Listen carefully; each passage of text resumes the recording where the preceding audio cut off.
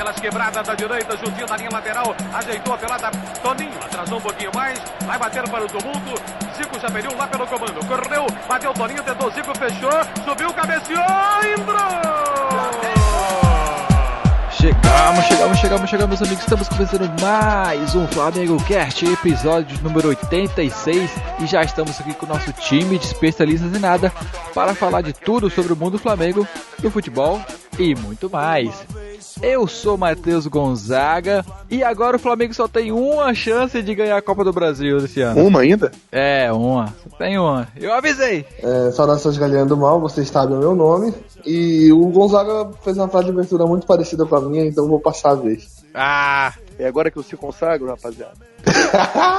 Chegou o meu momento. É agora, seu momento, garoto. Brilha. Vai brilhar. Salve, meu mano Mulambo, Pedro Caruso na área. Vamos destrinchar aí essa Copa Libertadores da América 2019, entender quais são os caminhos aí que o Flamengo vai ter que percorrer para, enfim, vencê-la novamente, né? Para, enfim, conquistar a América novamente e o seu bicampeonato tão aguardado. Vamos nessa. Tudo isso e a Copa do Brasil 2.0. Tudo isso muito mais depois dos e-mails. Depois dos e-mails. Não, pera. Mas não tem e-mails. Não tem mais e-mails. Acabou. Vamos pro programa. Mengão, eu gosto de você. Quero cantar ao mundo inteiro a alegria de ser rubro-negro. Conte comigo, Mengão. A torcida não é torcida, é uma nação. A camisa não é camisa, é o manto sagrado. Galinho de Quintino é 10, eternizado. Com a bola nos pés, nas mãos, na quadra, no gramado. Seja na terra ou no mar, é meu maior prazer vê-lo brilhar. E vencer. Uma vez Flamengo até morrer. Marré, remador, sacanoa no viral, chego Flamengo. Me arrebata de emoção no coração, listrado em preto na horizontal. Todo mundo tenta, mas só o Mengo é penta, foi mal. Então, vamos passar primeiro pro Caruso. Por que a gente falou da Copa do Brasil? Explique pra ele. Porque se o Flamengo passar desse jogo contra o Emelec, a gente pode pegar o Inter, depois o Grêmio ou o Palmeiras, na final talvez o Atlético Paranaense ou o Cruzeiro. Então pode virar a Copa do Brasil das Américas. A gente falou várias vezes sobre isso no programa. Então, já eliminados da Copa do Brasil, podemos ganhar agora a Copa do Brasil das Américas. Agora a gente pode focar na Copa do Brasil das Américas. Diria uma Copa do Brasil com um pouquinho mais de grife, né? Mas muito bem colocado aí. Eu até tinha pensado nisso, vocês falando agora. Eu lembrei que eu até fiz esse comentário lá no meu Twitter no dia do sorteio, só que depois eu esqueci que realmente, né, passando do Emelec, a chance da gente enfrentar clubes brasileiros até a final é muito grande. Pelo menos nas quartas e na semi, né? No outro lado da chave é difícil porque é um lado de chave que tem menos brasileiros do que o nosso, né? Teria que ser o Cruzeiro, né? E o Atlético Paranaense, mas pega o Boca, então talvez não faça. Mas até a semifinal é bem provável, né, cara? É difícil a gente ver o Inter perder agora pro Nacional, apesar de que não acho impossível, acho o time nacional melhor, mas o Inter é muito forte em casa, decide em casa, então é difícil ver um cenário onde perca. E passando o Grêmio e Palmeiras também, eles já vão se enfrentar. O Palmeiras dificilmente vai perder pro Godoy Cruz. Não que eu não queira que isso aconteça, eu quero muito que isso aconteça. E o Grêmio é um time copeiro, a gente sabe como é que é o Grêmio. Por mais adverso que seja a situação do Grêmio, eu acho que ele tem condições de passar. Então, esse lado da chave, pelo menos nas próximas duas fases, a probabilidade é bem grande, né? O Palmeiras deu sorte de novo, né, velho? Pois é, mais uma vez. Já tinha pego um grupo molezinha, aí pega Não, pegou na Copa do Brasil, pegou o grupo moleza e agora mas, pegou desculpa, mas que Copa do Brasil que você tá falando, Gonzalo? Você tem que ser específico. Das Américas. Na outra pegou, mas não adiantou muita coisa, não. Pois é. E como é que vocês estão enxergando esse caminho, né, cara? Porque se vocês viram o sorteio que teve, né? Antes do sorteio tem sempre aquele ensaio, né, cara? E se a gente pegar como ficou o chaveamento do ensaio, mano, ficou muito mais fácil, né, cara? Não que a gente queira facilidade, né, cara? Quem quer ser campeão enfrenta qualquer um, mas tinha ficado tão bonito aquele chaveamento, né, cara? O Flamengo pegou só time fraco, os times fortes do outro lado da chave, né? Mas e como é que vocês estão enxergando essa trajetória? Tá difícil, tá fácil? Como é que vocês... eu lembro que era uma situação fácil. O Flamengo pegava o Emelec nas oitavas, né, também.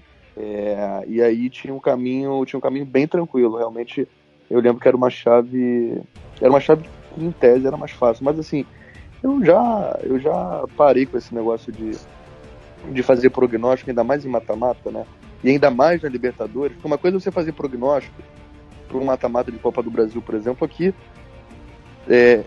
dentro do país, né? Que mal ou bem você está vendo como é que as equipes estão jogando, você está acompanhando movimentação de treinador, jogador que está chegando, então você consegue ter um pouco mais de ideia.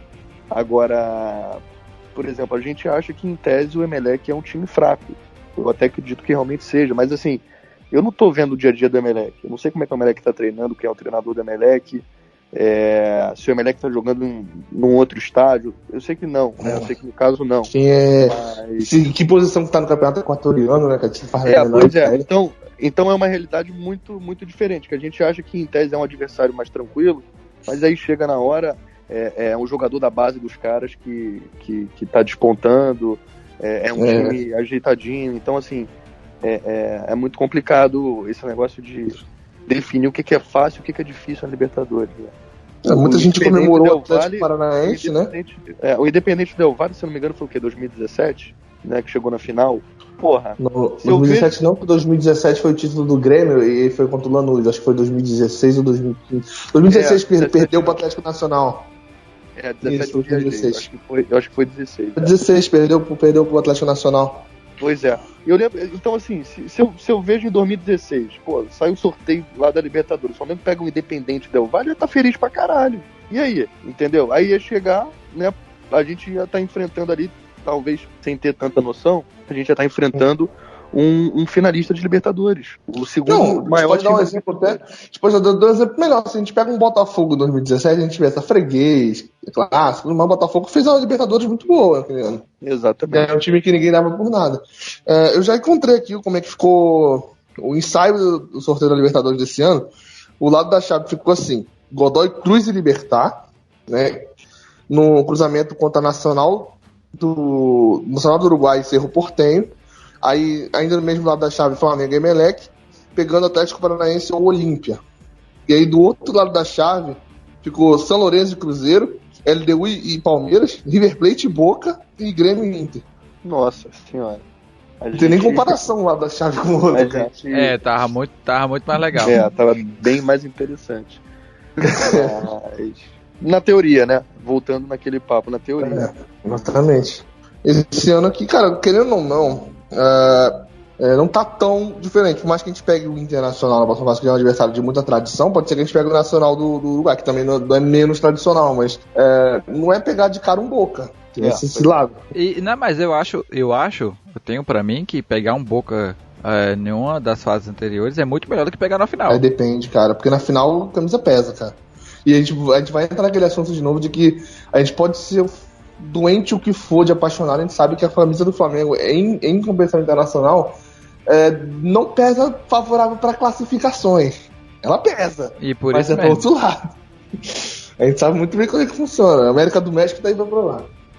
Então... Pois é, por isso mesmo que eu prefiro pegar antes do que pegar depois. Não, mas você acabou de se contradizer que você falou o contrário, cara. Você falou que o... Não, eu falei que eu prefiro pegar o Boca antes das fases da final. Então, depende, cara. Depende muito, porque eu acho que chegando na semifinal, cara, qualquer time é time e não tem, sabe? Agora, pegando antes, você tá pegando um time que vai ter um favoritismo, vai ter um peso, vai ter... Sabe? Quando chegar na final, eu acho que qualquer tem time outro agravante. Tem outro agravante que não podemos esquecer, que esse ano é final única. Olha, e fora de casa. Chile, é no Chile. Exatamente, Santiago do Chile. Isso é ruim, evidentemente, porque eu queria ver uma final de Libertadores no Maracanã, mas isso é bom também que, a gente pega um Boca, por exemplo, a gente não vai ter que jogar com os caras lá na Bomboneira. Mas eu de qualquer jeito, o Caruso, eu não consigo gostar disso de forma alguma. Não, também não. Só que assim, eu sou muito otimista, né? Eu tento ler o copo sempre meio cheio. Não dá mais pra gente brigar. Eu já briguei quando eu podia brigar, quando ainda era uma situação que a Conmebol cogitava, né? E aí eu lembro que rolou até uma campanha nas redes sociais para que isso não se concretizasse, mas agora, já que se concretizou, a gente não tem mais o que fazer. Eu tento enxergar pelo lado bom. O lado bom é que se a gente pega um time realmente que sabe usar tão bem o fator casa, né, que tem o seu estádio tão marcado por conquistas, como o Boca, por exemplo, você imagina, né, você ser poupado aí também. Sim, sem dúvida. E a gente tem o contrário também, né, cara? A gente tem o contrário que é aquele negócio, por mais que a gente goste muito de jogar no Maracanã, e Maracanã é nossa casa por milhares de anos, e a gente... tem um fator casa forte também, a gente é um dos times que tem mais fator casa, também é um lugar onde a gente mais gosta de passar vergonha. perdeu uma final da Sul-Americana, por exemplo, em casa. Tipo, foi eliminado pelo Atlético Paranaense em casa. Eu sempre em casa. Então o fato de não ser em casa, você dá aquele negócio, pô, a gente não vai passar tanta vergonha, a gente não vai... É aquilo que a gente sempre fala desde que a gente começou esse programa, cara. Combinação Flamengo e Mosaico, às vezes dá merda. Então chegar na final de Libertadores e saber que não vai rolar isso, pode ser um ponto positivo. Já dá um alívio, né? Pode ser um ponto positivo.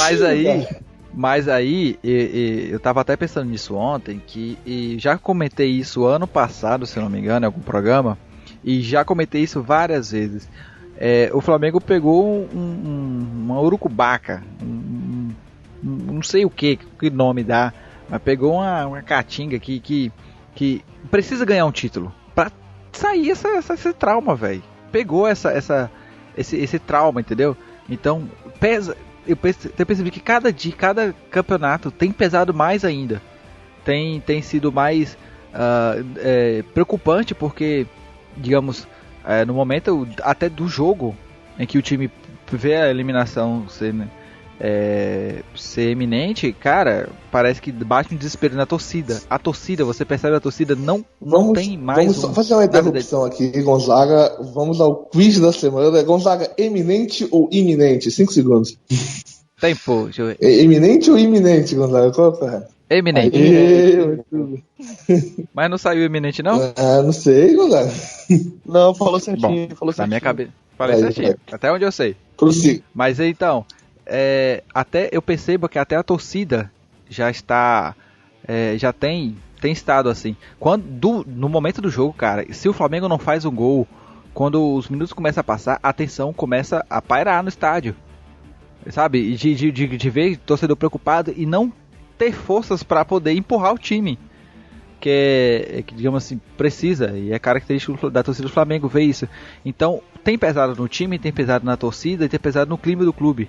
Enquanto não ganhar, tirar esse medo, esse trauma que a gente pegou, cara, vamos ter medo de estádio cheio com mosaico por um bom tempo aí. Até o momento que ganhar, e acabou, meu irmão. Aí acabou, é festa, é torcida cheia, estádio lotado, e vamos empurrar o time, vamos ganhar.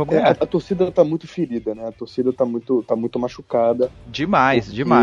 O histórico recente, ele não é ruim, ele é assim, ele é traumatizante, né? Ele é uma frustrante, né, cara? Não, eu acho que frustrante já passou de ser há muito tempo. Acho que a torcida tá com trauma de decisão no Maracanã, e isso é muito ruim, porque eu até comentava sobre isso no meu pós-jogo, depois da eliminação pro Atlético Paranaense, né? O que falta para esses jogadores? O que falta para esse time? Conseguir absorver, né, esse apoio, essa força que vem da arquibancada, que é sonho de muitos clubes, que é sonho de muitos times, entendeu? A torcida do Flamengo bateu outro recorde lá, colocou o maior público. Já era dele, bateu de novo. De uma partida de clubes no novo Maracanã, 70 mil pessoas, o maior número de ingressos comercializados no Brasil em 2019, mais de 65 mil. Então, assim... Inclusive fizeram até um comentário, só interrompendo, fizeram até um comentário de que imagina se o público da Copa América fosse o mesmo no jogo do Flamengo, né, cara? Da final da Copa América. Exato. Eu não sei nem qual foi o público da final da Copa América, mas eu acredito que tenha sido menor, né? Bem menor. Bem menor, né? Então assim, só completando, eu acho que para os jogadores, né, pro time, esse Maracanã lotado, ele tem assustado mais do que sido algo positivo. Isso é um absurdo. Como é que pode esses caras não conseguirem canalizar esse apoio em algo positivo, em inspiração, em motivação para dar o sangue, entendeu? Ficar com medinho de bater pênalti. Que isso, cara? Que isso? Olha pra arquibancada, olha pro lado, olha pro outro, olha quanta gente tá ali. Pô, nem às vezes dinheiro pra comida tem. E tá tirando dinheiro da comida, tá tirando dinheiro de não sei aonde pra tá ali torcendo e sofrendo pelo Flamengo. Como é que isso pode não motivar? O único jogador daqueles aí que bateram pênalti, que eu... Vamos botar entre grandes aspas, perdoo, é o Everton Ribeiro, que quando ele bateu já tinha ido pro saco aquela decisão, já tinha perdido. Cara. Mas, tem chance, tá? Já acho que já tinha perdido, cara. Porque, mano, o jeito que o Diego bateu... Não, o Diego é muito pipoqueiro, cara, não tem como. Só trazendo informação, foram 58 mil pagantes no jogo Brasil e Peru na final. Nossa senhora, o Flamengo ele realmente Ele bota isso quase todo jogo. Botou mais do que isso no estadual, né, cara? Impressionante. Mas, cara, o Flamengo é uma força da natureza. Mas assim. A gente tá falando dos pênaltis, deixa eu só completar. Porque o que tem pra falar sobre isso, cara? Que, tipo. Você percebe que o Flamengo vem melhorado. Nesses jogos com o Jesus, a gente já viu uma postura diferente, a gente já viu um time mais organizado taticamente. Só que ano vai, passa ano, sai ano, e o mais importante parece que ninguém pensa que é o psicológico, cara. Esse time é muito fraco psicologicamente. O único time que conseguiu sentir uma substituição. O time sentiu a saída da Arrascaeta, sentiu uma substituição. Sim, e você sim. percebeu que não foi só de sentir porque o cara é importante taticamente, o cara foi substituído, o time mudou.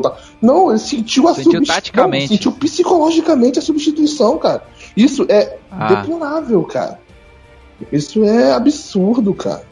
Não, mas até que eu não coloco tanto a culpa tanto nisso, porque eu acho que a saída dele acabou sendo prejudicando muito taticamente o time. Eu entendi isso e até nas substituições que ele precisou fazer. O time sentiu não só taticamente, mas o time sentiu psicológico. Você viu que o time ficou abatido com a saída do cara. O time sentiu um gol. Não, eu entendi também. Cara. É um time psicologicamente mas é assim. Hoje. A gente fala isso dele. Sim. Até porque não queremos entrar nesse mérito. Não queremos entrar nessa discussão do jogo em si, mas eu concordo sobre a questão psicológica, até por isso que eu falei que a torcida e o time sente quando o gol não vem e começa a se tornar uma situação perigosa. O time é muito fraco psicologicamente, entendeu? Como eu falei, não é de hoje, cara, não é de hoje. E é por isso que eu falei que só um título para tirar isso, entendeu? Pra tirar esse karma que se plantou. A gente vem de um 6-1 e o time sentiu de um jogador, cara. Tudo bem que foi um jogador que fez praticamente 5 gols naquele jogo, né? Que 2 assistências dele, pelo amor de Deus. Mas, cara, o time sentiu uma substituição. Cara, isso é absurdo, cara. Mas eu acho que, mais do que sentir a substituição, eu acho que o Flamengo sentiu o perigo da eliminação, o medo na torcida. No primeiro tempo de jogo, você já via torcedor começando a ficar preocupado. Você viu o Vitinho não veio. O Vitinho ir pra bola bater aquele pênalti. Mano, eu não sei se tem um adjetivo melhor pra colocar do que cabaço. Ele bateu cabaçamente aquele pênalti, velho.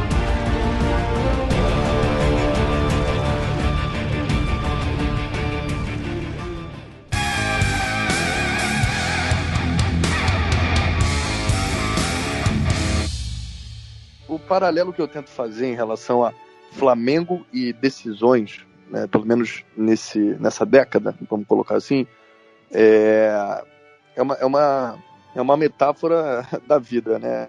É como se a gente, né, vamos supor, é como se eu tivesse passado por uma rua escura e aí eu tivesse sido assaltado nessa rua escura e aí eu nunca mais entro nessa rua com medo de ser assaltado de novo. E aí, como eu não entro nessa rua com medo de ser assaltado de novo, eu nunca mais piso ali, eu não consigo chegar do outro lado, não consigo chegar na avenida principal, né? A impressão é que o Flamengo tem medo de enfrentar essa rua, né? O Flamengo já foi eliminado, digamos, o Flamengo já foi assaltado nessa rua, e ele está traumatizado de atravessar essa rua, e não consegue chegar na avenida principal. Então eu acho que precisa chegar alguém, né, dar a mão pro Flamengo e vamos lá, vamos atravessar. Bom, aí a comparação que eu faço é essa, né, como se o Flamengo tivesse passado por uma rua escura, foi assaltado nessa rua e não quer passar nunca mais nessa rua de novo, tá com trauma de passar nessa rua. E aí, como ele não passa por essa rua, ele não consegue chegar lá na avenida principal, né? Então acho que precisa chegar alguém, dar a mão pro Flamengo, falar, Flamengo, vamos atravessar, não precisa ter medo, se acontecer uma vez só, não vai acontecer de novo, e vambora. E eu acho que esse cara pode ser o Jorge Jesus, pode ser esse treinador com pulso, com ideias novas, né? Eu acho que o Jorge Jesus pode ser esse cara para dar a mão pro Flamengo e ajudar o Flamengo a passar por esse trauma dessa rua escura onde ele foi assaltado e chegar lá na avenida principal, e chegar numa final de Libertadores, e chegar numa conquista. Esse trauma, principalmente nesse time, né, que tem uma base que está pelo menos há 3 anos aí, Diego, Arão, tudo bem que a gente perdeu uma Copa do Brasil com o Muralha, agora o Diego Alves, mas né? O Flamengo ainda tá muito enraizado nessa questão do Diego camisa 10, o capitão. O Diego ainda é muito a cara do Flamengo, né? E há pelo menos 3 anos ele tá tentando, conseguindo. E você fez um tweet, só pra complementar, você fez um tweet falando que tava pro Diego dar a 10 pro Arrascaeta, não com essas palavras, né, um pouco mais incisivo, mas um pouquinho, né? Um pouquinho mais. E aí eu pensei assim, cara, saudade do Diego 35, mano. O Diego 35, ele foi... Eu lembro de um gol do Diego contra a Chapecoense, acho que foi um dos primeiros dele com a camisa do Flamengo. Lá na do Pará, que era Diego bom, rapaz. O Pará tocou pra trás, se não me engano, né? Ele pegou de chapa. Eu acho que foi o primeiro gol dele com a camisa do Flamengo, acho que sim. Foi o segundo, o primeiro foi com o Gonzaga, foi ver. O Gonzaga vai dizer, foi ver. Não, foi não. Ah, não, o primeiro foi contra o Grêmio. Eu vi, pessoalmente. Eu tava lá. Lá foi em Brasília. Foi contra o Grêmio. Brasília. Eu tenho 100% de aproveitamento em jogos do Flamengo. É verdade. Bom, e aí... Os 2 jogos que eu fui. Era uma maravilha ali o Diego, né? O Diego chegava como um craque, o Flamengo numa época de vacas magras, então foi muito bom aquele começo do Diego ali, aquela empolgação, mas depois o Diego foi se mostrando um jogador, infelizmente, um jogador comum, um jogador de composição de elenco, um jogador acomodado, um jogador medroso, um jogador pipoqueiro. Eu defini o Gonzaga todinho, né? É um jogador pipoqueiro. Respeita. Você não consegue esperar algo a mais do Diego. Você não consegue esperar, seja ele decidir um jogo, seja ele virar uma bola. Então, o que eu penso do Diego é que quando o Diego chegou jogando muito, a gente falou, cara, o Diego joga muito, não sei o quê. Foi no Brasileirão, aquele Brasileirão 2016, a gente acabou não sendo campeão, o Palmeiras foi campeão e tudo mais. Se você parar pra perceber, todos os momentos em que a gente falou isso tudo do Diego que a gente tá falando agora, foi em mata-mata. Foi na final da Copa do Brasil, que ele perdeu o pênalti, em outros momentos. Eu acho que o Diego é um jogador muito bom quando a gente precisa de regularidade. Eu acho que ele é um jogador muito regular, ele ajuda o time na regularidade, só que ele não é decisivo. Por isso que eu sempre falo que esse time do Flamengo, pelo menos essa espinha dorsal que se montou nos últimos anos, tem a cara de pontos corridos, cara. Não é time de mata-mata, não é time de dar um sangue a mais, não é um time de decidir. É um time de se manter regular. É um time que, se você for ver, ele vai manter uma regularidade absurda, mas em muitos momentos vai faltar decisão, né, cara? O que é muito engraçado, porque em muitos momentos a gente foi um time que dependia da jogada individual, mas ao mesmo tempo é um time que tem uma dificuldade muito grande de decisão, cara. É um time muito regular, é um time que a maioria dos jogos ele vai ganhar. Não só porque é mais forte que os adversários, mas até mesmo em pontos corridos eu vejo uma facilidade maior do Flamengo vencer jogos grandes do que em relação a mata-mata. O Flamengo parece que sente quando o jogo é decisivo, né, cara? Porque por mais decisivo que seja um confronto direto em pontos corridos, ainda assim é 1 em 38. Quando você tá lá no mata-mata, eu vejo esse time do Flamengo uma dificuldade absurda de processar isso, cara. Pelo menos eu enxergo desse jeito, cara. A ficha parece que não cai, né? Parece que só cai depois, e aí depois não adianta mais. Eu queria só fazer um comentário aí, não sei quem foi que falou, em relação à cobrança que isso ficou na minha cabeça. A gente tá fazendo uma suruba de tema aqui, mas não tem problema que o espectador ele vai viajando junto com a gente. A gente tá falando do Diego, eu vou voltar agora aqui nos pênaltis lá contra o Atlético Paranaense, que eu discordo em relação à cobrança do Everton Ribeiro, que ela foi a menos importante, assim. Eu acho que não, pelo contrário, acho que ela foi a mais importante, né? Porque o Flamengo começou mal, começou errando com o Diego, o Atlético fazendo, e a torcida muito desanimada, né? Aí o Atlético vai, faz 2-0, o Flamengo perde, o Flamengo perdeu o segundo e o Atlético fez o segundo, né? Aí abriu 2-0, não foi isso? Foi isso. E aí, eu acho que daí pra frente acabou. Eu acho que o Diego Lopes foi pegado depois. Aí o que acontece? Aí o Coelho foi, bateu, fez, e o Diego Alves pegou. Era a chance de recolocar o Flamengo em jogo. E aí, se o Everton Ribeiro faz aquele gol, ele empata. Né? E aí, se o Everton Ribeiro empata a disputa ali, meu amigo... Dá uma moralzinha pro Diego Alves, mas cara, não, você traz o Maracanã de novo, cara. porque basta o Diego Alves pegar, ou a bola bater na trave, ou a bola ir pra fora, que o Flamengo tava 0-0. Mas aí a gente tá falando muito, a gente tá pegando isso tudo muito numa questão teórica. Teoricamente mesmo. Só que na parte prática a gente tem que lembrar de todo o contexto, que é o fato de que esse time já é um time psicologicamente fraco, a gente tá falando isso. Claro. Sabe? Na prática, o Everton Ribeiro já provavelmente na cabeça dele já tava que já era. E na cabeça de maioria dos torcedores no estádio já era, então. Não sei, cara. Na teoria você não tá errado, cara, mas na prática eu não sei. Não sei se eu tava no Maracanã. Eu tava no Maracanã e assim, quando o Atlético. Então você é o pé frio. Hã? Então você é o pé frio. Na verdade, cara, os pés frios então. São os amigos meus, entendeu? Que eu não vou revelar o nome aqui, não vou expor eles. Mas estavam sem ir no Maracanã, putos, né? O Flamengo contratou Felipe Luiz, Jafim, eles quiseram voltar. Todos juntos, né? Todos juntos voltaram pro Maracanã ontem. Ontem não, desculpa, a gente tá gravando. Isso aí tá indo pro ar depois. Na semana passada. Aí resolveram voltar pro Maracanã. Logo na decisão. Odeio isso. Né? Odeio essa palhaçada de voltar em decisão. Aí voltaram os 3 na decisão. Eu falei, a culpa é de vocês. Eu vim sofrer em Carioca aqui contra Cabo Friense. Era Cabo Friense? Nem lembro mais. Boa Vista. Acho que Cabo Friense nem tá mais, né? Não, tá lá, tá sim. Tá? Enfim, essa porra de Carioca Mas, enfim, eu vim aqui contra Cabo Friense, contra Boa Vista, vocês querem vir na boa, então o culpado são vocês.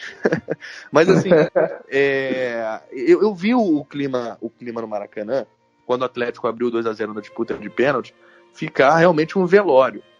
E aí quando o Coelho faz o gol e o Diego Alves defende a cobrança, o Maracanã voltou, cara. O Maracanã ali voltou a respirar, as pessoas começaram a cantar, começaram a acreditar. E se o Everton Ribeiro faz aquele gol ali, o Maracanã ia explodir. E a pressão em cima do jogador do Atlético, que ia bater o terceiro pênalti, ia ser muito grande. Então, assim, eu acho que faltou um pouquinho de responsabilidade pro Everton Ribeiro de entender esse momento, de entender essa atmosfera, esse contexto, né? De que, meu irmão, se ele faz aquele gol ali, ele traz a torcida de novo, ele traz o Flamengo de novo. E aí Não, eu vi muita gente. É o seguinte, eu quero dizer o seguinte, só beleza. Concluir, rapidinho. E aí, eu vi muita gente passando pano pro Everton Ribeiro, né, dele ter perdido, alegando que ele foi coerente no estilo dele de bater, que ele sempre bate pênalti assim. Tá de sacanagem. Tá a diferença é que ele sempre bate e acerta, existe esse né? tipo de coerência. Coerência de estilo de bater, que porra é essa? Desculpa, gente. Coerência é você analisar o contexto ali da situação do jogo. O Flamengo precisava fazer aquele gol. O Flamengo precisava fazer meu irmão, é fechar o olho e bicar. É fazer o que o Cuejá fez. Um pombo sem asa. O pênalti que o Cuejá bateu foi horrível. Quando o Cuejá correu pra bater, horrível. Se você olhar o pênalti, foi... Quando o Cuejá correu pra bater, eu não entendi nada. É cobrança de segurança, gente. É cobrança de segurança. Mas não agora, é cobrança com estilo, não, pelo amor de Deus. Agora você pensava, você falou, eu não discordo de nada, não mudaria uma vírgula do que você falou. Só que você falou, se ele faz o gol, ele traz o Maracanã de volta. Mas ele traz o Maracanã de volta, por que de volta? Por causa de duas cobranças ridículas, muito piores que a dele, que foram batidas antes. Sabe? O Diego Alves pegou um pênalti, sabe? Aí você vê o jeito que o Diego bateu, você vê o jeito que o Vitinho bateu, você vê a cara do Vitinho antes de bater, você sabia que ele ia perder, cara. E aí você pega, beleza, tudo que você falou tá certo, o Everton Ribeiro ia trazer a torcida de volta, tudo mais.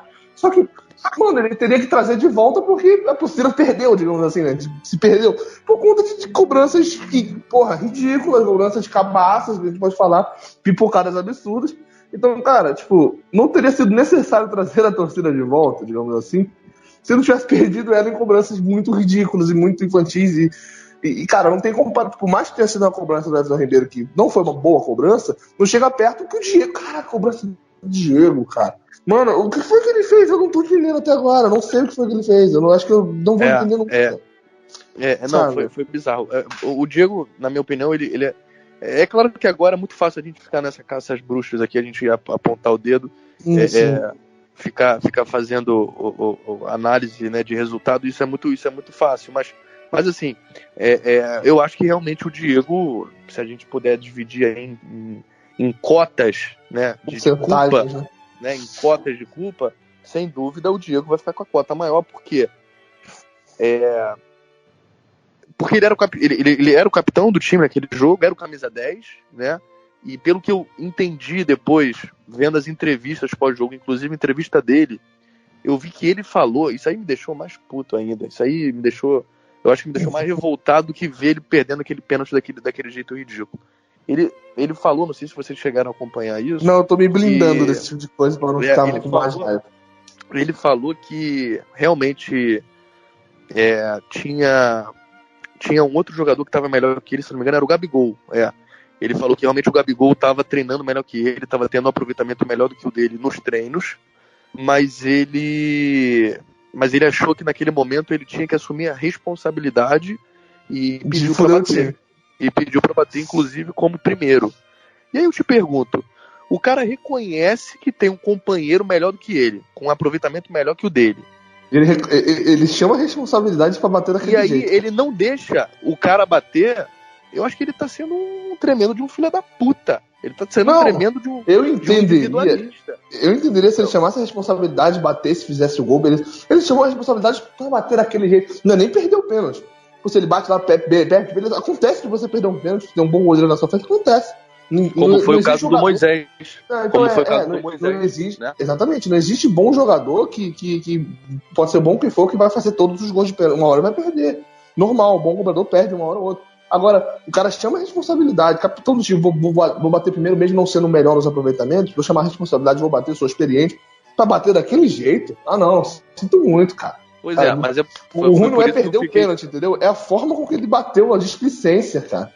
Pois é, foi por isso que eu fiquei mais revoltado com o Everton Ribeiro e com o Diego. Um recuou e o outro fez uma dieguice, né? O Everton Ribeiro recuou. Diego. E o Diego fez dieguice, Diego, né? Aquilo ali... O Vitinho, mal ou bem, ele realmente perdeu o pênalti. Ele perdeu o pênalti. Né? Ele tentou bater, escorregou, isolou, a bola, né? Foi lá pra geral, pra antiga. Cara, geral, o Vitinho, cara, fez uma viagem no tempo. Mas eu não consigo engolir o Vitinho, cara, porque ele não tem culpa, sabe? Fala que ele não tem culpa, mas querendo ou não, ele foi o cara que veio pra substituir o Vinícius Júnior, cara. Você tá entendendo o peso cara, a gente tá tendo que aturar isso, entendeu? Eu não consigo engolir o Vitinho, desculpa. Vinícius Júnior se revira. Ele custou muito. Ele custou muito caro pra. Entendeu? Ele veio pra ser. Nossa, o Vinícius Júnior tava jogando até embora, cara. Aí trouxeram o Vitinho, pelo preço que trouxeram. Eu não consigo. Eu repito, ele não tem culpa de custar aquele valor, ele não tem culpa que o Vinícius Júnior foi embora. Mas, mano, não muda o fato de que isso aconteceu, entendeu? Assim como eu não consigo engolir. Né? Eu acho que o Vitinho e o Gabigol são casos muito parecidos. E o Gabigol tá dando certo, o Gabigol tá fazendo os gols, o Gabigol artilheiro do time do ano, artilheiro do Campeonato Brasileiro. O Gabigol fez o gol nos 2 jogos, o Gabigol pra mim tá perfeito. Eu não mexeria no cima do Gabigol, mas ele pega gol pra cacete. Não, tudo bem. Ele tá fazendo o papel dele, o Vitinho tá. O Gabigol realmente é o artilheiro do time. Mas assim, eu acho que 1.200.000 pro Gabigol é um valor muito alto de salário. Tá dando certo, tá metendo os gols dele, mas é um valor muito alto. Eu acho tanto o Gabigol quanto o Vitinho extremamente supervalorizados, né? E aí o Flamengo acabou embarcando primeiro no erro do CSK. Pelo menos o Gabigol tá fazendo por onde? A gente pode questionar valores, pode questionar valores, mas a gente não tem o que questionar no Gabigol.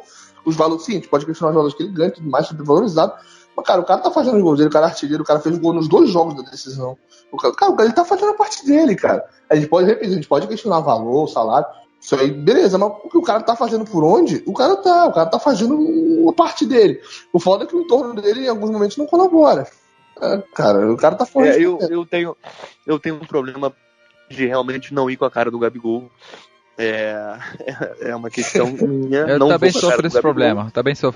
E, assim, eu tenho que concordar, né, com que ele realmente tem sido efetivo, mas, assim, efetivo dentro de um parâmetro, né, porque, assim, relativamente efetivo, porque a quantidade de chance que ele tem é muito maior, né, do que a quantidade de gols que ele faz. Então, ele precisa de 3 chances para fazer Quem é o centroavante do futebol brasileiro hoje? A gente tem também para a realidade que a gente tá. Quem é o centroavante do futebol brasileiro hoje que faz todos os gols que a bola chega? Não, justamente.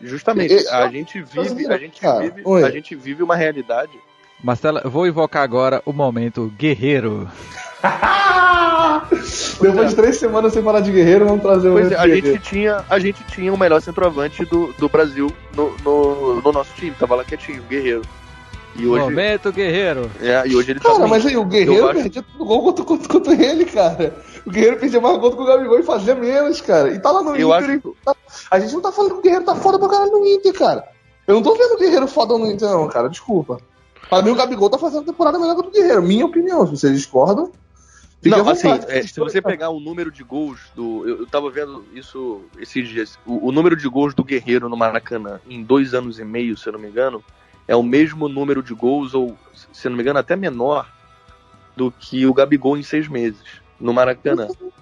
Mas assim, cara, Se pá, o Gabigol, a gente tá esquecendo que o Gabigol não tá só fazendo gol. Se você olhar o número de assistências que ele tá dando, é impressionante, que a gente não percebe, mas ele dá um espaço pro Bruno Henrique, ele dá um espaço até pro Arrascaeta, ele deu 2, não foi? Mano, o cara cara, ele não dá pra questionar o Gabigol, cara. Não dá, velho.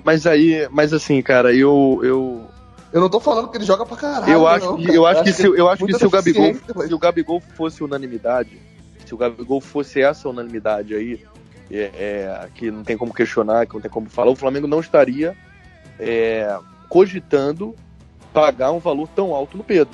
O Flamengo não teria ido lá no Diego Costa ver quanto o Diego Costa quer ganhar. Se o Flamengo tivesse plenamente satisfeito com o Gabigol e a Mas fim isso não é por de conta do contrato, buscar não? um centroavante para compor elenco. Não, mas aí, Hã? pode ser também porque o Gabigol talvez não fica ano que vem, porque você não É, falou que ele é pode caro ser isso e aí. o Flamengo teria Na que verdade, comprar o a Gabigol. única Ele tá por empréstimo, pode ser Mas só. então, pode ser justamente, também. sim. Mas justamente, se o Flamengo tivesse plenamente satisfeito com o Gabigol, não era mais fácil investir no próprio Gabigol e Mas eu acho, comprar que o o Gabigol Gabigol, daí? eu acho que o Gabigol não é mais caro que o Pedro. Tem que ver Não. também quanto vai sair. Talvez se o Gabigol fizer uma boa temporada, por quanto vai sair pra ficar definitivo com ele. E cara, o Gabigol, a gente pode discutir a qualidade do Gabigol, mas não a efetividade. Ele pode ser jogador ruim que for. Como o brocador era ruim, fez gol pra cacete. O Gabigol pode não ser um primor de habilidade, mas o que ele tá jogando, cara, pra mim é inquestionável. É claro que a minha opinião não é minha opinião não é porra nenhuma. Se qualquer um pode discordar, beleza. Se O faz isso, brocador mas, cara, fez muito mais do que ele, ganhando, Não, o quê? Um beleza. terço, um quarto. sim, mas aí são situações diferentes, né, cara? Eram times diferentes, enfim, tem tudo que se. Mas assim, quando ele deixar de se importar mais em ser blogueirinho, em cavar faltas ridículas, né? Porque aquela cena lá na Arena da Baixada é patético, vergonhoso, né? É feio pra ele, é feio pro Flamengo, e eu acho que isso prejudica ele, né? Ele meteu um gol no jogo, até, cara. até perante os juízes, né? Porque o juiz vê uma palhaçada dessa, fica de má vontade com o cara. Às vezes o cara sofre uma falta, o juiz deixa de dar pro Gabigol. Às vezes o zagueiro pega ele deixa de expulsar o zagueiro porque é o Gabigol. Então, assim, eu torço muito para que o Gabigol seja ídolo no Flamengo, vestiu a camisa do Flamengo, eu vou torcer, obviamente. Passa gol na Libertadores pra caralho, né? Passa gol pra caralho, mas assim, não gosto do Gabigol. Tenho uma antipatia do Gabigol. Espero que ele mude isso, né? Nem sei se ele se importa com isso também. Nada que um gol do título da Libertadores não mude. Nada que um gol de título na Libertadores não resolva. Aí ele pode fazer o que ele quiser. Mas assim, até ele ser campeão de alguma coisa e provar que ele tá mais interessado em ser campeão pelo Flamengo do que ser blogueirinho, eu vou continuar com a minha antipatia em relação Também não a gosto daquele cabelinho dele, nem daquela barba desenhada dele. Não gosto. aquele shortinho apertando, né, as coisas lá. Pra que isso, gente? Não gosto. Vamos mudar de bloco agora. Chega de falar de hoje.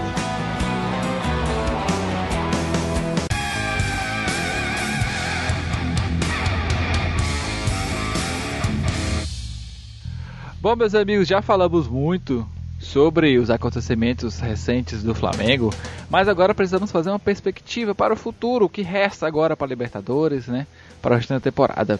Eu ia fazer até, se puxou muito Guerreiro, eu tava desde o início do programa me segurando pra não fazer isso, porque podemos ter Gabigol e Guerreiro nas quartas de final, né? Verdade.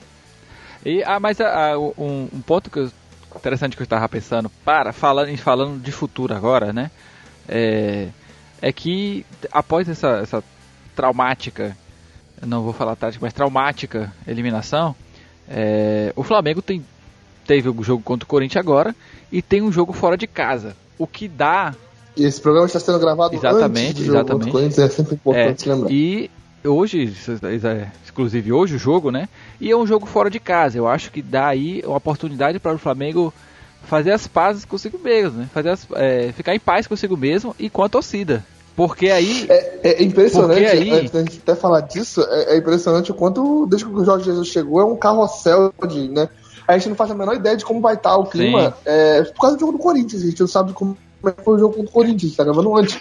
O Flamengo pode ter ganhado bem pra caramba em Itaquera, e aí deu um ânimo, ou o Flamengo pode ter perdido de novo, a mídia em cima, por que tirou o Abel, que não sei o quê. Como já falaram na derrota do Atlético Paranaense, né, cara? Então, é impressionante como cada jogo muda a perspectiva, né, cara? É impressionante. Esperamos que o clima esteja um pouco ameno, esperamos ter ganhado do Corinthians, momento de volta do futuro que a gente geralmente faz, mas é mais ou menos por aí, né, cara?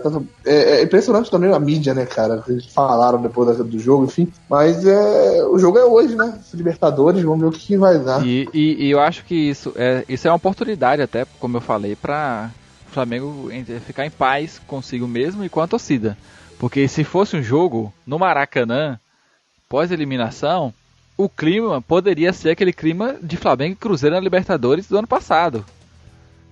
Saca? Totalmente a torcida apática, o time apático. Isso é uma coisa horrível. Então temos aí, acho que isso acabou sendo bom para o Flamengo e bom para a torcida também, para desfazer a magoinha que ficou aí depois desse jogo. Então não sabemos o resultado do jogo do Corinthians, porque estamos gravando antes, mas é uma oportunidade para o Flamengo se reerguer. Até porque é um jogo contra o Emelec é um time que o Flamengo já enfrentou recentemente, com Jesus aí no comando. Saudade de Vinícius Júnior, Exatamente, ia falar dele agora, mas sabemos aí que com Jesus aí temos a oportunidade de ver como é que esse time vai entrar em combate com times de fora, né? Aí eu vou passar até uma pergunta pro Caruso, já que a gente já tá... vamos pegar o Emelec fora de casa. A gente lembra do que o Vinícius Júnior fez na última vez que a gente pegou o Emelec fora de casa. Qual é a sua sensação para ver o Flamengo entrar em campo com o Vinícius, em vez de Vinícius Júnior, com o Vitinho no lugar de Vinícius Júnior? É o que a gente tava falando mais cedo, hein, Caruso? Vamos entrar agora com o Vitinho jogando. Cara, assim, é bem difícil, né? É uma outra realidade, porque quem lembra daquele jogo contra o Emelec, né, que o Vinícius destruiu, e ali eu falei, cara, a gente vendeu barato esse moleque. Ali caiu minha ficha, assim. É claro que eu já tinha certeza do futebol e do potencial do Vinícius Júnior, mas naquele jogo ali, eu acho que isso talvez não tenha acontecido só comigo, acho que foi um fenômeno que aconteceu com outras pessoas também, mas ali deu aquela estalada, caiu aquela ficha de que a gente vendeu barato pro Real Madrid. Então eu tenho uma recordação desse jogo com muito carinho. E... Foi o primeiro lampejo de um futuro Vinícius Júnior que a gente ainda vai conhecer, mas o primeiro lampejo foi ali, né, cara? Deitou e da mesma forma. E aí, da mesma forma que naquele jogo ali, eu tive a sensação de que a gente vendeu o Vinícius Júnior muito barato, né? Eu vou para esse jogo contra o Emelec tendo a certeza de que a gente comprou o Vitinho muito caro, né? Enfim, foi um negócio. foi um negócio. Melhor comparação. É verdade. Então eu queria voltar mas, assim, antes desse jogo contra o Emelec e desfazer os dois. Mas negócios. Assim, vocês, quais são as expectativas de vocês? Ou então vender o Vitinho pro Real Madrid pelo preço do Vinícius Júnior, trazer ele de volta pelo preço do Vitinho. Agora sim, a expectativa desse jogo para vocês é de preocupação ou dá para passar de boa sem ter que sofrer? Tá, deixa eu só fazer uma pergunta para você para saber responder essa pergunta. Você está perguntando especificamente esse jogo no Equador ou o confronto como um todo? O confronto como um todo. E logicamente esse jogo primeiro, mas o confronto como um todo. Eu acho que sempre um jogo fora de casa por motivos de torcida adversária, mas ele é um pouco mais complicado. Apesar que a gente já discutiu bastante sobre como que é o Flamengo em casa para passar vergonha. Mas eu acho que esse jogo vai ser um jogo difícil, na casa dos caras e tudo mais. É um time que, devido aos patamares, vai jogar no Equador, é um time grande no Equador e tudo mais. Acho que o confronto como um todo, ainda mais que a gente decide em casa, o Flamengo é favorito. A gente não vai dizer aqui que já passou e tudo mais, eu não sou esse tipo de gente. Mas o Flamengo é favorito. Se o Flamengo jogar como jogou contra o Goiás, eu acho que poucos times no continente batem de frente. Agora, o Flamengo é o que todo mundo vem falando, o Flamengo é um time que com o Jorge Jesus, com o estilo de jogo dele, o Flamengo vai se expor indubitavelmente. Então, eu gosto dessa palavra indubitavelmente, mas enfim, o Flamengo pode correr riscos, dependendo de como o Flamengo entrar em campo, o Flamengo pode correr muitos riscos na casa do adversário e tudo mais. Eu acredito que por confronto, há um favoritismo, eu acho que a gente passa. Agora, esse jogo não vai ser fácil, principalmente a gente precisa muito ver como o Jorge Jesus vai montar esse time. Ele vai continuar jogando com volante, ele vai jogar com dois? Acho que depende muito de como esse time for armado. Se o Flamengo souber a hora certa de correr riscos e não for com o peito aberto, contra o adversário que a gente conhece muito pouco, eu acho que facilita pra gente. Eu acho que a gente é mais time, eu não preciso ver o time da Emelec para saber que a gente é mais time. Agora, como eu falei, não só correr riscos por correr, é saber correr nos riscos, né, cara? E eu percebi que, por mais que o Flamengo, eu acho bom um time que se expõe, que quer o jogo, que busca o jogo, o Flamengo acho que tá tendo ainda um pouco de dificuldade para saber a hora certa de correr o risco, sabe? Eu vejo que ainda precisa evoluir um pouco o trabalho do Jorge Jesus, e isso é normal, visto que até a gente só viu 2-3 jogos dele. Então, tem muito que evoluir, e isso é normal, mas precisa evoluir. Porque a gente tem que lembrar que a gente não está no começo de temporada, por mais que seja cruel a gente querer que evolua, tem que evoluir, tem que dar resultado rápido, mas o cara chegou no meio da temporada. Então é normal isso. Eu vou começar respondendo a nossa pergunta do amigo Gonzaga aí, falando 11 nomes para vocês. Felipe, Wellington, Chicão, Wallace Reis, Samir, João Paulo, Amaral, Muralha, Recife, Gabriel, Everton, ok? Negueba, Paulinho, Alexandro, técnico Jaime de Almeida. Na verdade, eu falei mais do que 11, eu falei os que entraram nomes que foram os substitutos também. Os jogadores que entraram durante o jogo, Flamengo 2, Emelec 1, no 2014. Ano de 2014. Então, assim, cara, eu vi o Flamengo ganhar do Emelec lá com o lançamento do Negueba. Gol do Paulinho Ribeirinho. Do Paulinho Ribeirinho. Olha só, o Flamengo esse ano gastou o quê? 200, né? Tá chegando a 200 milhões de reais.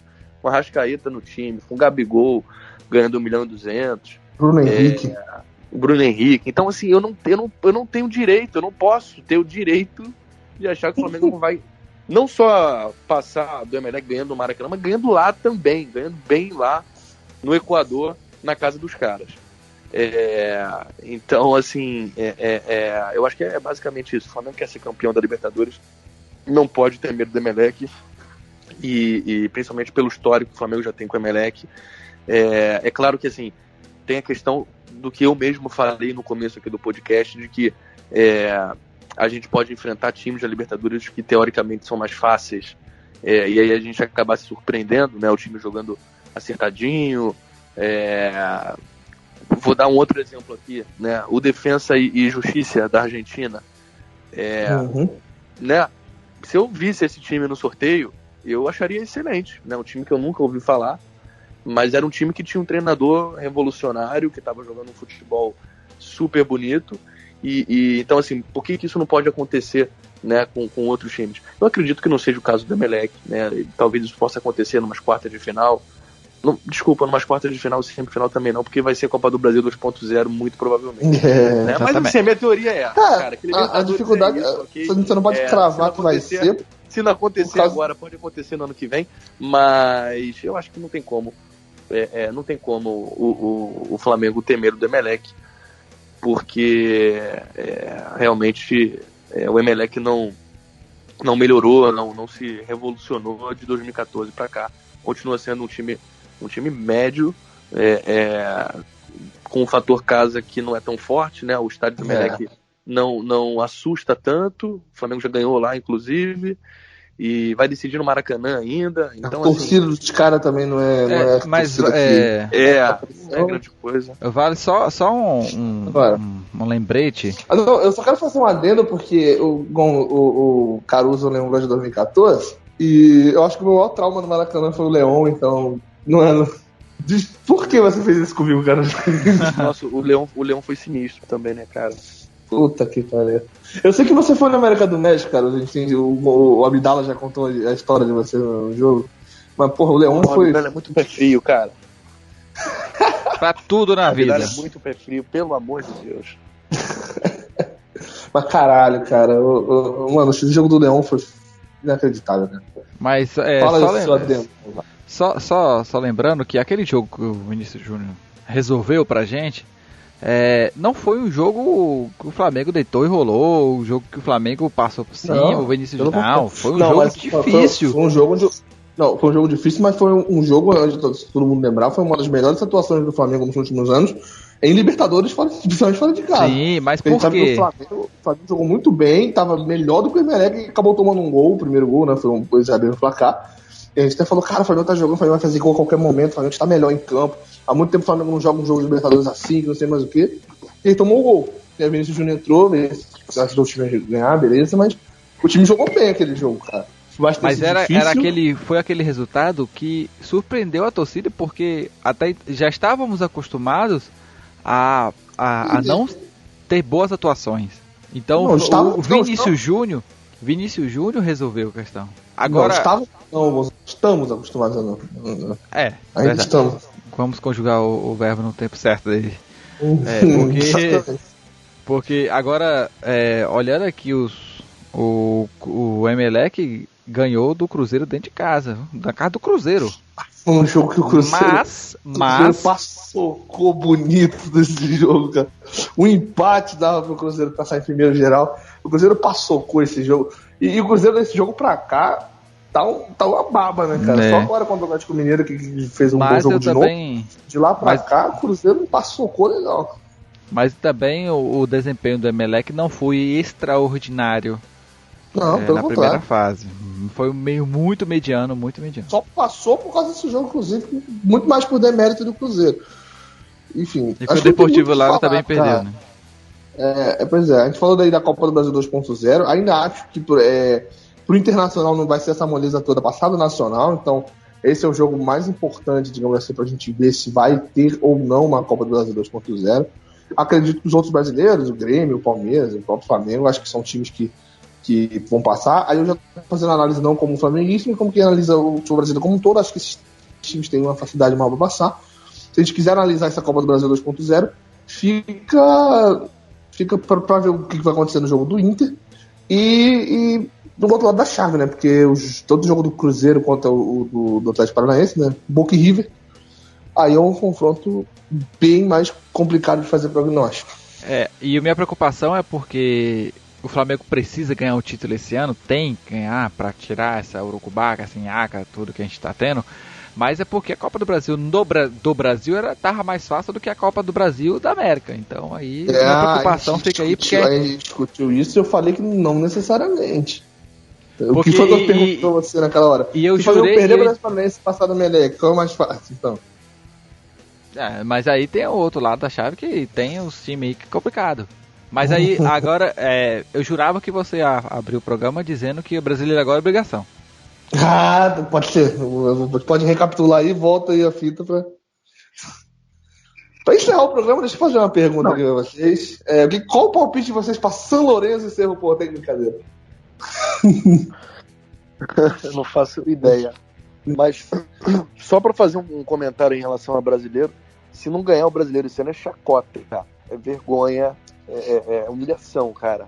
Assim, eu acho que é óbvio que é pertinente a gente sonhar em conquistar Libertadores, é óbvio que o torcedor tem todo o direito de sonhar. Eu acho que o Flamengo até tem muitas condições para ganhar Libertadores esse ano, sim, mas eu acho que uma coisa não é excludente da outra, né?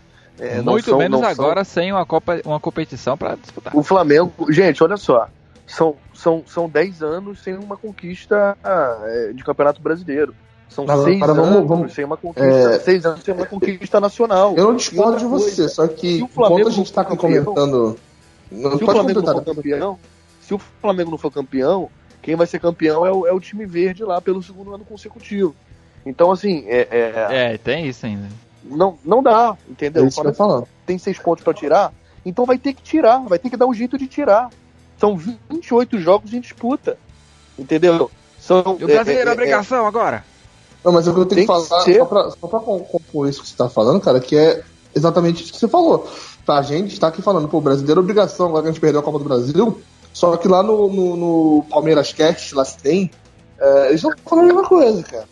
Querendo ou não, a gente pode falar o seguinte. É verdade. O time do Flamengo é tão bom quanto o do Palmeiras, a gente tem condição de tirar, é óbvio que a gente tem muito jogo pela frente. Só que assim como o nosso time é qualificado, os caras também os caras já abriram uma vantagem que, por mais que em 28 rodadas é plausível se você tirar, ainda assim é uma vantagem considerável. Não, sabe? ok. Então, tipo assim, eu só não falo que é obrigação em função disso, cara. A gente tava, esse início de campeonato favoreceu muito o time dos caras. Não, nada que a gente não consiga tirar, mas ainda assim, cara, eu não vou taxar como vergonha em função disso. Agora, a gente tem a obrigação de fazer um campeonato onde a gente vai estar na disputa, a gente vai estar brigando. Eu acho inadmissível fazer, por exemplo. Eu acho que é inadmissível, só pra completar, acho que é inadmissível se o Flamengo perder os próximos 3 jogos, o Palmeiras abrir 12. Porra, aí eu acho inadmissível, eu acho vergonhoso. Agora, se o Flamengo daqui pra frente fizer um campeonato disputado, até diminuir essa vantagem, chegar lá na frente, porque, cara, sinceramente, aí eu vou exagerar um pouco, né? A liberdade pode pra exagerar, supondo que o Palmeiras vai lá e ganhe os próximos 28 jogos. Cara, se você ver o nível dos times, não acho que seja uma coisa impossível. Claro, é impossível o time ganhar 28 jogos seguidos. Mas, devido ao exagero, o Palmeiras é um time muito mais forte que mais da metade desse campeonato, cara. Então eu não acho improvável o Palmeiras engatar uma sequência e não dar a possibilidade dos times tirarem. Como eu falei, é um campeonato muito grande, vai ter muito jogo, muita história pra contar. Mas, cara, os times caras é qualificado. A gente vai ficar nessa sensação de estamos disputando aqui com o Palmeiras, estamos competindo até o final, até quando? Porque ano passado foi isso, 2016 foi isso, e a gente perdeu os 2 anos. Então não mas aí disputar com o Palmeiras e perder no final. Eu concordo plenamente com você, mas eu acho muito mais vergonhoso o Flamengo ano passado, quando o Flamengo abriu a vantagem até a parada da Copa, do que esse ano. Ano passado eu enxergava muito mais com a obrigação do que eu enxergo esse ano. Agora a gente tem, a diferença de ano passado para esse ano é exatamente o retrospecto que a gente já tem na conta do ano passado. Entendeu? Eu acho que a gente está falando exatamente disso, cara. Eu acho que a gente já está falando o 2016 e o 2018 como isso já aconteceu, já está nas nossas costas. O desse ano é muito menos. Se tipo, botar campeonato por campeonato, só o contexto do campeonato, claro. É o que, entre aspas, menor obrigação, apesar do maior investimento. Agora, o campeonato dos caras começou muito menor do que os outros, entendeu? Agora, a gente já tem um retrospecto desses 2 campeonatos nas costas para esse ano, entendeu? Por isso que esse ano pesa mais do que os outros anos, cara. Eu acho que esse ano ele se tornou ainda mais obrigação do que os outros, né? Justamente porque a gente tem um histórico recente aí de ter perdido 2 campeonatos para eles. E outra, essa diferença de 6 pontos aí, o Flamengo pode tirar sem depender de mais ninguém, né? Até porque vale lembrar aqui que a gente ainda tem 2 confrontos com o Palmeiras no campeonato, né? Lá em São Paulo e no Rio, e se o Flamengo ganhar esses 2 confrontos do Palmeiras, assim, é evidente que ainda vão ficar faltando 26 jogos, né? E aí, enfim, o Flamengo não vai ganhar os outros 26 jogos, mas se ganhar esses 2 do Palmeiras, você já tira essa diferença de 6 pontos e 0 o campeonato. Então o Flamengo tem obrigação de ganhar os 2 jogos do Palmeiras. Já que começou 6 pontos atrás... Isso sim. Isso a gente pode chegar e falar, pô, beleza, tem a obrigação. De tirar essa diferença nesses 2 confrontos diretos. Não, o que a gente pode fazer é a gente pode estipular, beleza, obrigação de ganhar os 2 jogos do Palmeiras. Isso eu acho legal. Só que a gente tem que pensar também que o jogo vai ser na 36ª e na 17ª. Não vou nem pegar a 36ª aqui, porra, lá no final do campeonato. Vamos pegar só a 17ª. Até a 17ª, essa diferença pode aumentar e diminuir. Então tem muito campeonato, não só o campeonato como um todo, mas tem muito campeonato até esse jogo. Então, mano, é muito difícil de fazer um prognóstico, como a gente falou, são 10 rodadas. Então, ao mesmo tempo que tem muito campeonato pela frente, a vantagem dos caras, ela é uma boa vantagem. Nada que não dê pra tirar, mas o que eu falei, o time dos caras está qualificado contra o nosso. Os caras fizeram por onde no início do campeonato. Isso é um fato. Agora, cabe a nós correr atrás. Eu não sei se nessa altura do campeonato a gente pode cobrar uma obrigação de que isso aconteça. Mas cabe a nós fazer um campeonato competitivo o suficiente para tentar. Eu acho que, beleza, a gente não pode cobrar o tentar. Quem tá no Flamengo tem que conseguir. Só que, como eu falei, cara, a gente tá... São 10 rodadas, irmão. tem muito campeonato ainda pra gente estipular qualquer coisa. É foda. Sim, isso é verdade. Pois é, então, tipo assim, pô, beleza, tem 6 pontos de disputa ainda no confronto direto, mas, como eu falei, a gente pode chegar no próximo jogo contra o Palmeiras, no primeiro agora, e ser 8, ou ser 3 pontos de disputa. E, cara, dá pra acontecer tanta coisa até esse jogo, imagina o campeonato inteiro, cara. Então, eu acho que o Palmeiras, é muito cedo pra falar também sobre isso, mas eu acho que o Palmeiras é um time que voltou mais fraco da parada da Copa. Empatou com o São Paulo, perdeu um jogo pro Inter lá, ganhou o primeiro jogo no Inter, enfim, é um time que eu vejo um pouco mais um pouco menos imponente, sabe, digamos assim. Dá pra buscar, se o Palmeiras tá jogando como tá jogando agora, ele vai tropeçar, tem mais chance de tropeçar do que tinha antes da parada da Copa, e a gente voltou com um técnico melhor, a gente voltou com um time mais preparado, então dá pra buscar, cara, mas eu não vejo, como eu falei, eu não vejo como vergonha caso não ganhe. Eu vejo como vergonha se o Flamengo não for campeão, o campeão for o Santos. Ou for o Inter. Aí, pra mim, é vergonhoso.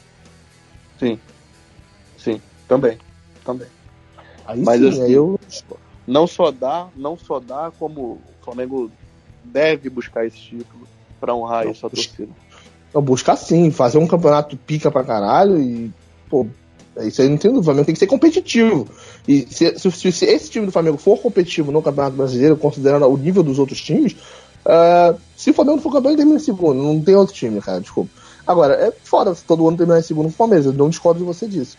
Agora, se o Flamengo, a obrigação do Flamengo é ser competitivo, e se ele for competitivo, ele fica muito perto. O Palmeiras está na frente do Flamengo hoje porque o Palmeiras foi competitivo. E o Flamengo, em muitos momentos desse campeonato, não foi. Então, se o Flamengo tem a obrigação de ser competitivo, se ele vai terminar 2 pontos, se ele vai terminar 2 pontos atrás ou 2 pontos na frente, que é o que eu acho que vai terminar esse campeonato, mais que a distância hoje seja de 6, eu acho que se o Flamengo não for campeão, a distância pelo menos vai ser menor. Então, se ele vai terminar 2 pontos atrás, 2 pontos na frente, aí é questão do campeonato, é aquilo que aconteceu ano passado, do Vitinho perder um gol contra o São Paulo, do Paquetá perder um gol contra o Palmeiras. Detalhes, que eu acho que foi o que decidiu o campeonato passado. Agora, ano passado teve a responsabilidade, que o Flamengo liderou, abriu vontade pra caralho, aquele jogo contra o São Paulo fodeu a porra toda. Mas o Flamengo abriu uma puta vontade e deixou chegar. E aquilo foi uma vergonha. Esse ano, se o Flamengo for competitivo, eu falei, pode terminar 2 pontos atrás, 2 pontos na frente, aí é questão de detalhe de jogo, cara. Agora, tem que ser competitivo. A obrigação do Flamengo não é perder pro Ceará como perdeu ano passado. Isso não pode acontecer esse ano. Aí é vergonha. O Flamengo perder em casa pro Ceará, entendeu? Sim, isso é vergonhoso. Isso não pode acontecer esse ano. Pra encerrar o programa aqui, então, vou falar pra você subir uma música, já que a gente não terminou com piada nenhuma. Escolhe uma música aí pra gente subir no final do programa. Você, convidado especial. Ai, meu pai do céu.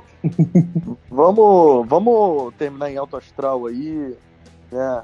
Eliminação recente. Vamos torcer para que esse time evolua na mão do Portuga. Então bota um evoluiu aí do Kevin. Aí sim, hein? Brasileiro, obrigação. Seja no Lins ou no PPG, pode começar a descer. A veridosa vem jogando, abre, fecha, picadinho. Faça em mim sensualizando, eu dou aquela saladinha. A veridosa vem jogando, abre, fecha, picadinho. Faça em mim sensualizando, eu dou aquela saladinha. Fim de semana é de ler. Este Flamengo Cast teve sua captação, edição e sonorização efetuados por Rádio e Tumulto.